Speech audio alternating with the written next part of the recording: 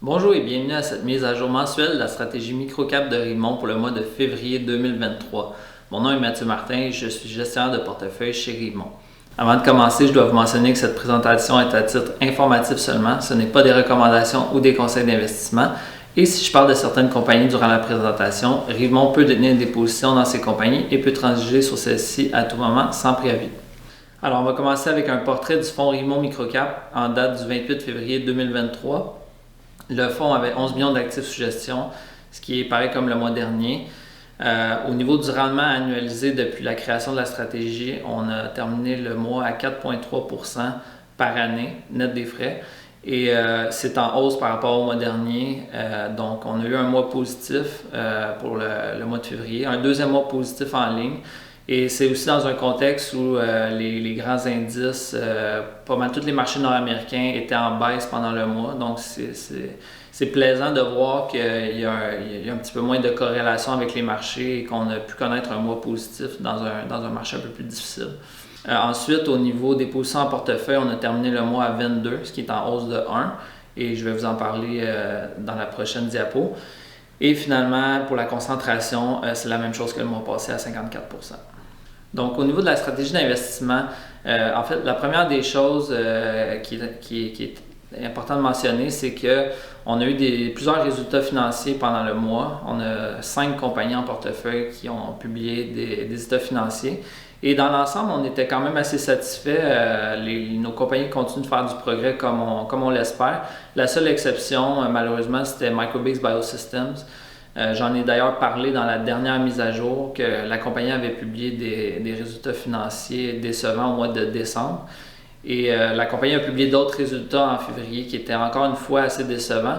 Par contre, cette fois-ci, c'était pas mal attendu. Le PDG de l'entreprise, en décembre, avait fait mention que la première moitié de l'année 2023 serait un petit peu plus faible que ce qu'on pouvait s'attendre. Donc, je pense que le marché anticipait déjà des résultats de la sorte. Et le titre, c'est quand même pas trop mal tiré de cette performance financière-là qui a été publiée en février. Maintenant, nous, on continue d'avoir notre conviction envers l'entreprise. On s'attend à ce que les résultats financiers vont s'améliorer à chaque trimestre à partir de maintenant. Donc, on a probablement touché le fond là, en termes de mauvaise performance financière pour Microbix. C'est certainement ça qu'on espère voir et qu'on va suivre dans les prochains trimestres. On a aussi fait l'achat d'une nouvelle position pendant le mois de février. C'est une compagnie sur le marché américain qui s'appelle Kingsway Financial Services, KFS sur le New York Stock Exchange. Et c'est une compagnie qui est un petit peu plus grosse, un petit peu plus mature que ce qu'on détient d'habitude. C'est environ 230 millions de capitalisation boursière. Kingsway, essentiellement, c'est un holding d'investissement. Donc, ils détiennent des filiales opérantes dans différentes industries, principalement dans le domaine des garanties prolongées et des services aux entreprises.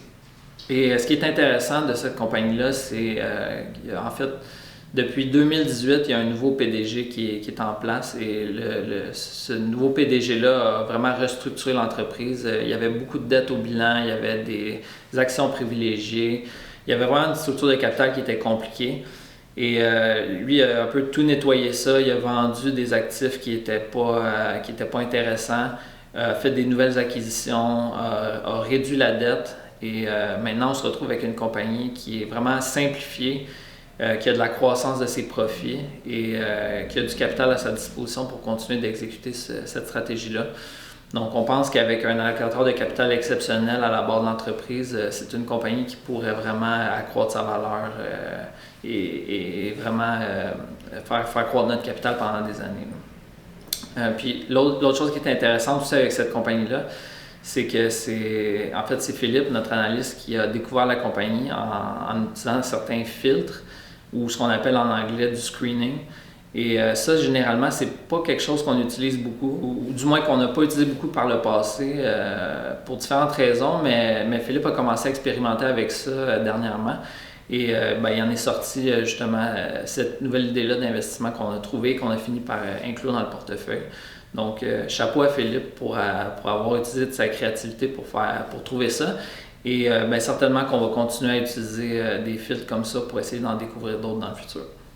Maintenant, au niveau des perspectives, au niveau macroéconomique, les perspectives demeurent un peu incertaines. Je vous apprends rien de nouveau, mais bon, l'inflation est toujours pas complètement sous contrôle. On ne sait pas exactement les taux d'intérêt vont arrêter de monter quand ou vont monter jusqu'à quel niveau. Il reste encore aussi de l'incertitude par rapport à une potentielle récession qui pourrait arriver plus tard dans l'année ou l'année prochaine. Il y a beaucoup de spéculations par rapport à ça au niveau des experts et des économistes, etc. Alors, ce que ça fait, une incertitude comme ça, c'est qu'il y a moins d'appétit pour le risque dans le marché. Puis ça, malheureusement, c'est pas favorable pour les microcaps qui sont des actifs très risqués. Alors, temporairement, c'est la situation dans laquelle on est. Mais on pense qu'éventuellement, à mesure qu'on gagne de la certitude sur où l'économie s'en va, les investisseurs, ultimement, vont finir par reprendre confiance et vont vouloir prendre plus de risques. Et ça devrait bénéficier le secteur des microcaps, qui est un secteur plus risqué, mais également moins liquide et où les valorisations sont moins dispendieuses présentement. Donc, moi, ce que je m'attends à voir, c'est un fort rebond dans le secteur, éventuellement, quand l'appétit pour le risque va revenir.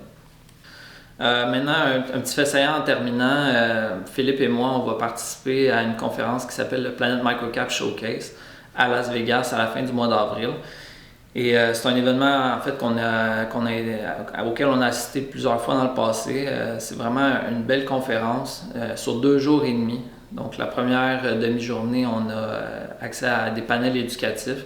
Et j'ai même été invité moi-même à participer sur un des panels. Donc, le dernier panel de la première journée, il est intitulé Planet Microcap Podcast Live. Donc, c'est un balado qui est enregistré en temps réel lors de la conférence et qui va être rediffusé sur Internet par la suite. Et j'ai été invité avec 3 autres investisseurs à discuter du secteur des microcaps, de l'environnement actuel et peut-être de certaines compagnies. Donc, je vais certainement vous partager le lien si vous voulez réécouter ça lors de la mise à jour du mois d'avril. Et par la suite, pour le reste de la conférence, les 2 autres journées, on a accès à des présentations de compagnies et également, on peut rencontrer des compagnies 1 à 1 et poser nos questions à l'équipe de direction. Donc, ça va nous permettre de faire beaucoup de recherches en 2 jours, c'est très condensé. C'est vraiment une belle manière pour nous d'aller faire une grande quantité de recherches, aller chercher beaucoup d'informations sur le terrain, puis après ça, revenir puis analyser tout ça devant notre ordinateur. Donc, on a très hâte de participer à cet événement-là et je vais venir au courant comment ça a été dans la prochaine mise à jour. Alors voilà, c'est tout pour la mise à jour du mois de février 2023. Je vous remercie de votre écoute. Si vous avez des questions ou des commentaires, n'hésitez pas à m'écrire ou à m'appeler. Et vous pouvez également visiter notre site web rivemont.ca pour obtenir de l'information sur toutes nos stratégies. Alors, je vous remercie et on se reparle le mois prochain.